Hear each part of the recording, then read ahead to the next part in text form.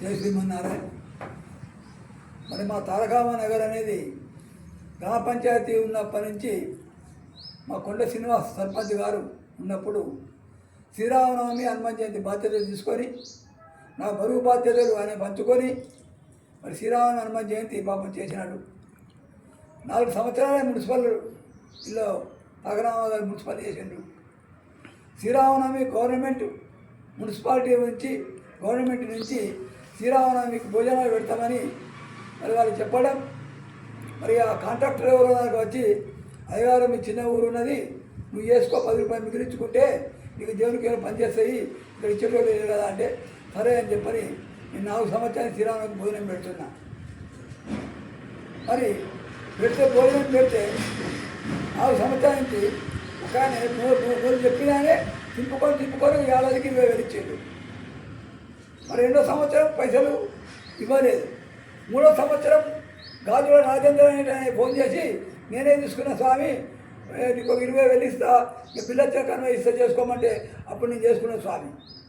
మనం 4వ సంవత్సరం నాకు ఆపరేషన్ అయింది, హైదరాబాద్ వచ్చాను, తోచలేదు, మళ్ళీ క్యాటరింగ్ పెట్టి మళ్ళీ ఒక 25,000 ఖర్చు పెట్టి మళ్ళీ చేసుకున్న స్వామి. మరి వాళ్ళని ప్రజాప్రతినిధులను అడుగుతున్న స్వామి, ఆ మున్సిపల్లో ఉన్న వాళ్ళని, బాబు నా బిల్లు ఎప్పుడు వస్తుంది, పైసలు ఎప్పుడు వస్తాయి బిడ్డ అంటే వాళ్ళు అంటున్నారు పాత కమిషన్ పోయింది, ఆ సంతకాలు పెట్టాలి, ఇక రిలీజ్ కాలేదంటున్నారు. మరి 3 సంవత్సరాల నుంచి పైసలు ఎప్పుడు విడుదలవుతాయి? ఎందుకు శ్రీరామనవమి పెట్టి మరి మీ గవర్నమెంట్ ఇస్తారని చెప్పి ఫ్లెక్సీలు ఎందుకు పెడుతున్నారు? మా గుడికి వచ్చి తీసేయి, అన్ని గుళ్ళ నుంచి ఫ్లెక్సీలు తీసేసి శ్రీరామకి ఇవ్వకూడదు పైసలు, ఏదో భక్తులు అడుక్కొని చేసుకుంటా కనీసం అన్న. ఇది భక్తుడు ఇవ్వాలి. మా ఊళ్ళో ఎటువంటి వాళ్ళు ఉన్నారంటే, మా ఊళ్ళో పాప ఎవడైనా ఒక 50 రూపాయలు ఇస్తా అంటే, ఎందుకు ఇస్తున్నాడు 50 రూపాయల గారికి మున్సిపల్ వాడు అన్నం పెడుతున్నట్టు అంతే 50 రూపాయలు దేవుడు పెట్టుకోపోతున్నాడు. నా నోట్లో మన్ను పడ్డది కదా, ఇచ్చేవాడు ఇయ్యనియ్యాడు, వాడు పెట్టనియ్యాడు. పోనీ పెట్టిన వాళ్ళందరికీ పోదామంటే నాకు పొద్దునే దేవుడు పిచ్చి ఉన్నది. మా పూజలు చేస్తా, 3 ఒకటిగా చేస్తా, బిజిలో పూజ చేసుకుంటా, ఇక్కడ బాధపడ్డ మందిగా పూజ చేస్తున్నా, నన్ను చూసేవాళ్ళు లేడు. ఏదో దైవం అది నలుగురు వస్తున్నారు కాబట్టి, 4 పైసలు ఉన్నాయి కాబట్టి నీతో పెడతాం. మధ్య నీళ్ళు భలే ఉన్నారా మీ అందరు, ఇక్కడ చచ్చిన మీరు భలే వచ్చింది అందరు. ఇంకా ఇటువంటి వాళ్ళు ఎంతమంది వస్తున్నారో తెలియదు, కానీ ఇక నాకేమో చావుతుందా వచ్చింది బిడ్డ. ఇక నేను ఏం చేయాలి ఆవేదన తోరుతున్నా. నాకు మీ అందరికి కూడా నమస్కారం చెప్తున్నా. పెద్ద నమస్కారం పెడితే మీకు ఆయుష్యం అవుతుంది బిడ్డ. మీరు మనుషులే పుట్టిండ్రు, మీ అందరికీ దేవుడు ఉన్నాడు, మీతో పూజలు చేస్తున్నారు.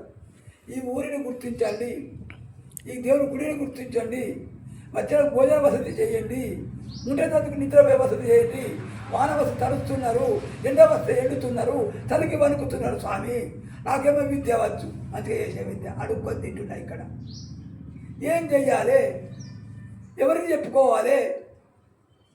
చెప్పుకుందా వస్తా అంటే నన్ను నూపుతున్నారు మీరు. కేసీఆర్ వచ్చిండు పాపం, పెద్ద ఫోటో పెట్టి అక్కడ తెలంగాణ భవన్లో ఒక 1000 రూపాయలు ఇచ్చిన పాపం. ఆయన చేస్తాన్నాడు పాపం, చేయలేకపోయాడు పాపం. ఆయన దాకా ఓలే కావచ్చు పాపం. అలా విజయపడి 30 లక్షలు ఇస్తానన్న మా ఆచల చెప్పుడికి ఇచ్చింది లేదు. చిన్న తీసామే కడతా అన్నాడు.